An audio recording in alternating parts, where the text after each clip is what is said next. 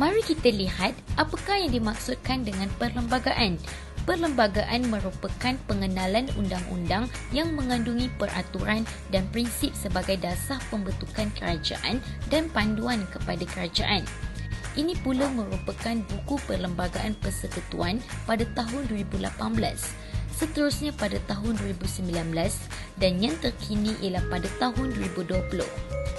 Perlembagaan persekutuan sangat penting kerana ia dapat menjamin kesinambungan pentadbiran dan kestabilan politik, seterusnya menjamin pentadbiran dan pemerintahan yang cekap, adil dan tulus, dan yang terakhir ialah menjamin keselamatan dan keamanan rakyat. Terdapat beberapa perkara yang tidak boleh dipindah dalam perlembagaan persekutuan, iaitu bahasa Melayu sebagai bahasa kebangsaan, hak keistimewaan Raja-Raja Melayu, hak pengisytiharaan darurat, hak keistimewaan orang Melayu dan agama Islam sebagai agama rasmi. Seterusnya, kita beralih kepada isu-isu yang bangkit dalam perlembagaan persekutuan. Yang pertama ialah isu agama dalam hubungan antar kaum di Malaysia. Agama Islam adalah agama rasmi persekutuan dan tidak boleh dipindah. Ia termasuk dalam 5 perkara yang tidak boleh dipindah dalam perlembagaan persekutuan. Isu ini timbul kerana mereka menganggap Islam telah menggugat kebebasan agama bagi masyarakat yang bukan Islam. Sebagai contoh, masyarakat bukan Islam gusar tentang hak-hak atau keadilan tentang agama mereka. Di samping itu, masyarakat bukan Islam juga menganggap dominasi negara orang Melayu juga dianggap punca Islam dijadikan agama rasmi di Malaysia. Isu yang kedua ialah isu berkaitan dengan kes penghinaan Raja-Raja Melayu di media sosial.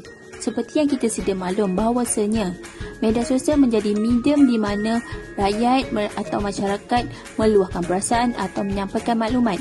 Ia seiring dengan kebebasan adalah salah satu sistem demokrasi. Walau bagaimanapun, kebebasan ini telah disalahgunakan oleh masyarakat sehingga wujud penghinaan Raja-Raja Melayu di media sosial. Oleh hal yang demikian, penghinaan Raja-Raja Melayu di media sosial dianggap jenayah kerana ia seperti menggugat atau mencabar perlembagaan persekutuan yang telah termaktub.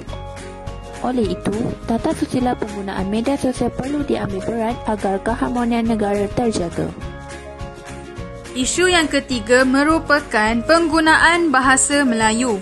Perkara 152 dalam Perlembagaan Persekutuan telah menetapkan bahawa bahasa Melayu sebagai bahasa kebangsaan dan digunakan dalam urusan rasmi. Walau bagaimanapun, kedudukan ini tidak menafikan kedudukan bahasa-bahasa lain dan rakyat bebas mengamalkan bahasa ibunda masing-masing dalam kehidupan seharian. Bahasa Melayu sering dipandang rendah oleh masyarakat.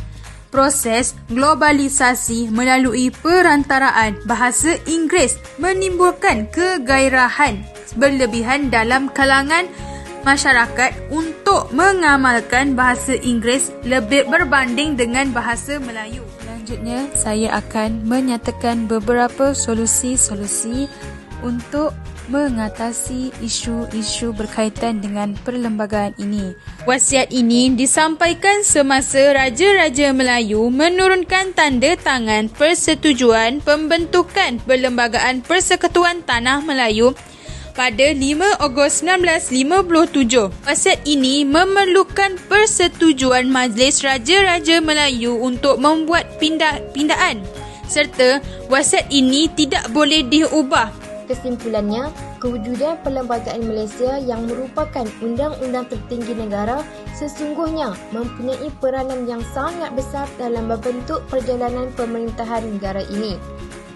Perlembagaan sebenarnya adalah tunjang kepada keamanan dan perpaduan kaum di Malaysia. Hal ini kerana pembentukan perlembagaan awal-awal lagi adalah atas dasar persetujuan semua kaum, tidak kira Melayu, Cina maupun India. Perlembagaan juga menjadi dasar kepada pembentukan demokrasi berparlimen di Malaysia. Perlembagaan Malaysia yang digubat ini juga menjadi garis panduan dalam sistem pemerintahan, sistem politik dan pentadbiran negara di samping memberikan jaminan kepada perlindungan kepada rakyat. ketinggian perlembagaan seharusnya dijunjung bagi mengekalkan keamanan dan kestabilan negara Malaysia di masa akan datang.